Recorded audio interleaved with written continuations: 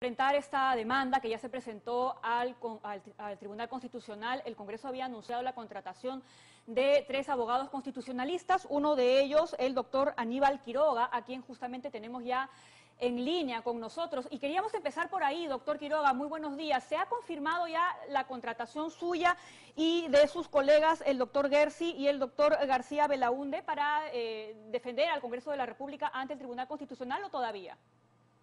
No, todavía el trámite administrativo no se ha completado, ¿no? Y formalmente no estamos todavía contratados, porque la contratación del Estado conlleva un trámite que implica que al final tenga que salir una orden de servicios para que se establezca el vínculo contractual. Muy bien. Imagino que eso será hoy día. Importante aclararlo entonces. Entonces, vamos a lo inmediato y a lo urgente, porque aquí son dos figuras. Por un lado está la medida cautelar y por otro lado la demanda competencial. Pero empecemos por la medida cautelar, porque según entiendo, esta podría detener el proceso de vacancia. Explíquenos, por favor, y denos su punto de vista de esto, de que si esto sería aceptado o no por el Tribunal Constitucional. Bueno, yo espero que no. Yo espero que el tribunal, digamos, haga un análisis imparcial y objetivo del tema, como tiene que hacerlo cualquier tribunal de justicia en cualquier parte del mundo. Y lo que hay que entender es que la medida cautelar está dentro de un proceso, ¿no? Es parte de un proceso que implicaría adelantar una decisión provisionalmente hasta que haya la sentencia de fondo, pero requiere, fundamentalmente, para poder ser tomada, que la demanda sea admitida.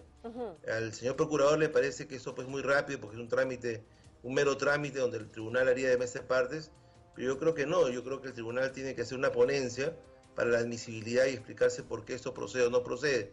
Yo sostengo, con todo respeto, que eso no procede porque no se está menoscabando atribuciones del Poder Ejecutivo, se está afectando la esfera personal del ciudadano Martín Vizcarra, que es un tema distinto. Y acá estamos confundiendo la defensa del presidente con la defensa del Poder Ejecutivo.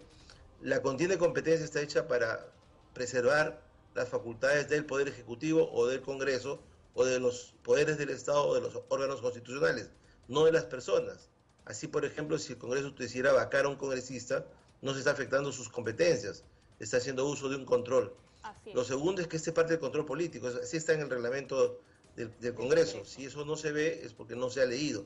Y en tercer lugar, la medida cautelar implica un adelantamiento de opinión que requeriría que el tribunal analice que la sentencia, que la demanda tiene, además de ser procedente, fundamento suficiente como para doctor, adelantarse. Vamos por partes, doctor, ¿no? Sí. Para no irnos adelantando. Hay que tomar en cuenta el argumento del procurador del Ministerio de Justicia frente al tema de la vacancia. Lo que ellos están diciendo es que efectivamente se está vulnerando este derecho constitucional que tiene el presidente de continuar con su mandato hasta el final. ¿Eso para usted no se está vulnerando? No, yo lo que sostengo es que eso no es una vulneración del Poder Ejecutivo, es una afectación del señor Martín Vizcarra, que es un tema diferente. Estamos mezclando lo que es la defensa de las atribuciones de los poderes con la defensa de los intereses del señor Martín Vizcarra. Tiene perfectamente derecho a defenderse y a sostener, como tendría que hacerlo el día viernes, las razones por las cuales la vacancia no procedería. Pero la contienda de competencia no está hecha para defender al presidente, está hecha para defender las atribuciones del Poder Ejecutivo. Si hubiese hipotéticamente una vacancia, inmediatamente habría otro presidente que reemplazaría al señor Vizcarra y por lo tanto se continuaría con el Poder Ejecutivo. El pedido de vacancia del presidente Kuczynski. Claro, cuando se dio la vacancia del presidente Kuczynski, él se defendió solo y contrató a su propio abogado. No lo defendió ni el Ministerio de Justicia ni el procurador, porque es una afectación de la esfera de sus derechos. Eso no se niega. Lo que yo estoy diciendo es que es difícil pensar que eso sea un menoscabo de atribuciones del Poder Ejecutivo. El Poder Ejecutivo sigue funcionando con todas sus atribuciones. Y si hubiese teóricamente una vacancia, habría otro presidente de la República. No habría una afectación de sus derechos. Todo ese tema es lo que el tribunal tiene que estudiar y analizar. De acuerdo. Si eso se cree que se puede hacer en 24 horas como una cuestión de trámite, yo tengo una discrepancia respecto de eso. Pero entonces usted sostiene que si se admite la medida cautelar, se detiene el proceso de vacancia, porque esto es parte de un proceso y el presidente está citado al Congreso de la República este viernes, ¿no? Pero si se admite entonces la medida cautelar, ¿usted considera que se estaría adelantando opinión respecto a la resolución de la otra figura, de la demanda competencial? Es que una medida cautelar siempre adelanta una opinión, eso es normal y eso es correcto. Ok. Lo que yo sostengo es que para hacerlo, el tribunal tiene que estudiarlo y tiene que haber una ponencia.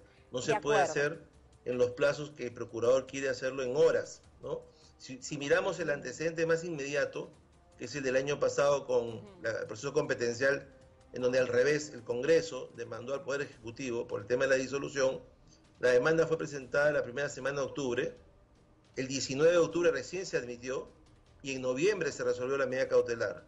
No es un tema que se pueda hacer en 24 horas.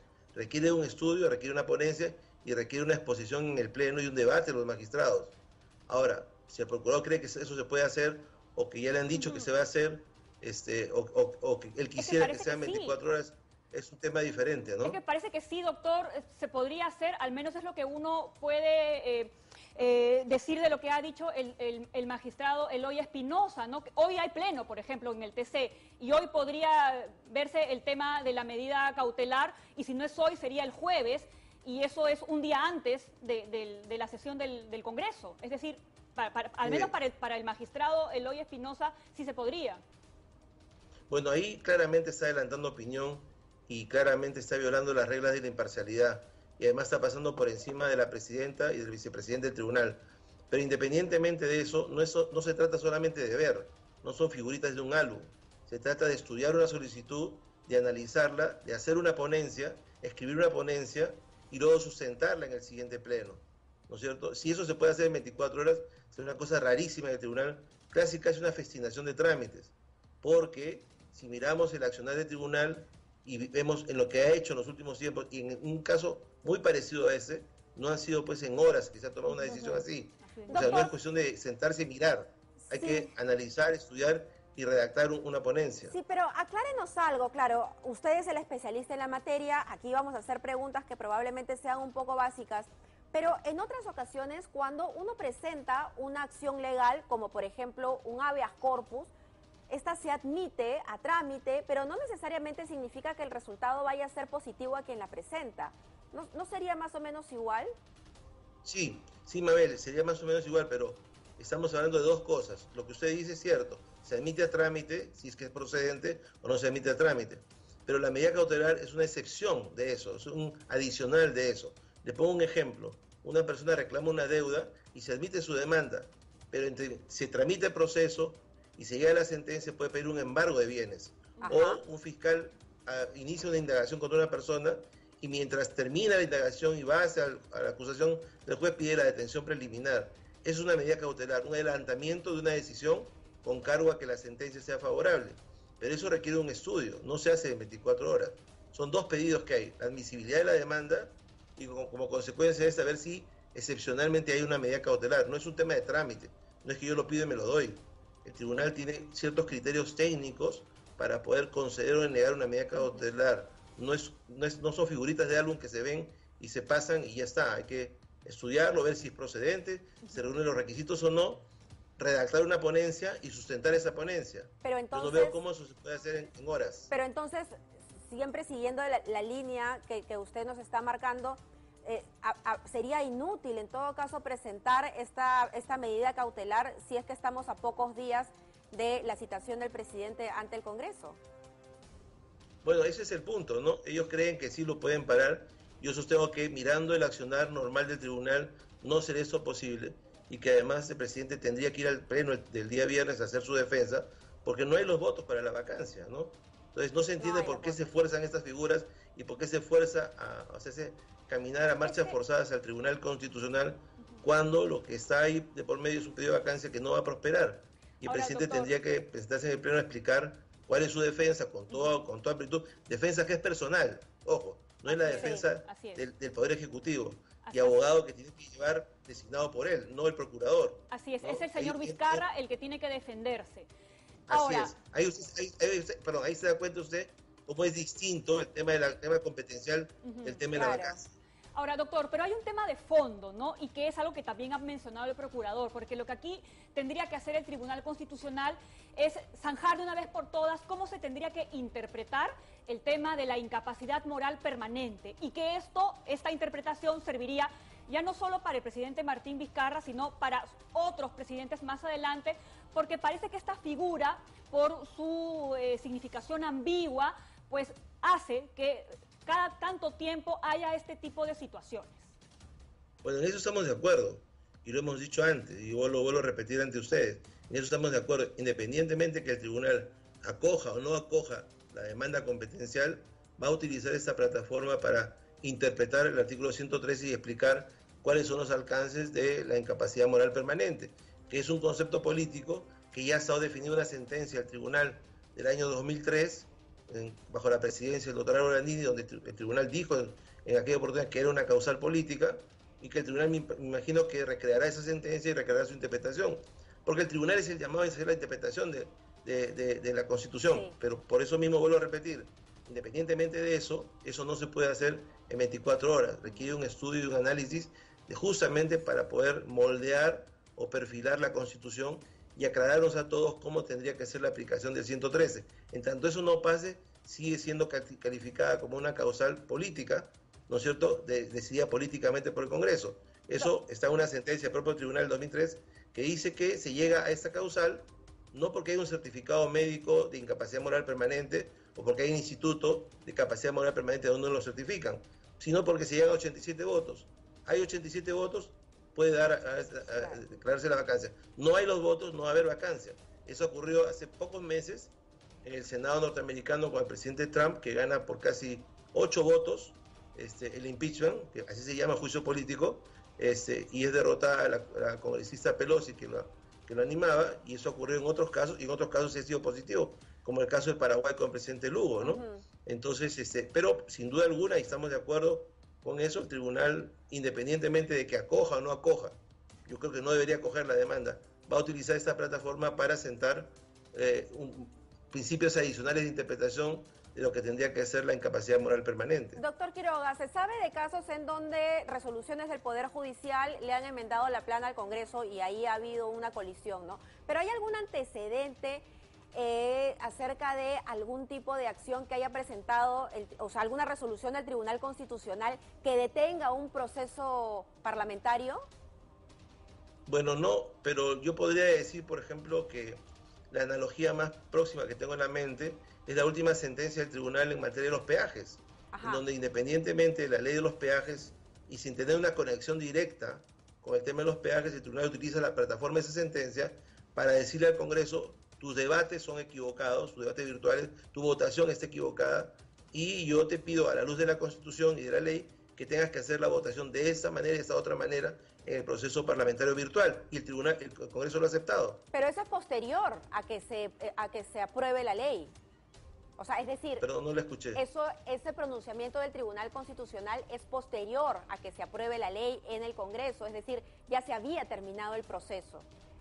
No es preventivo. No es preventivo, a eso me refiero. Estamos en medio de un proceso, ¿no? Entonces, el Tribunal Constitucional podría detenerlo. Es como que si yo puedo presentar una medida cautelar frente a al debate de una ley, acláreme, por favor. Es que son dos cosas distintas, Mabel.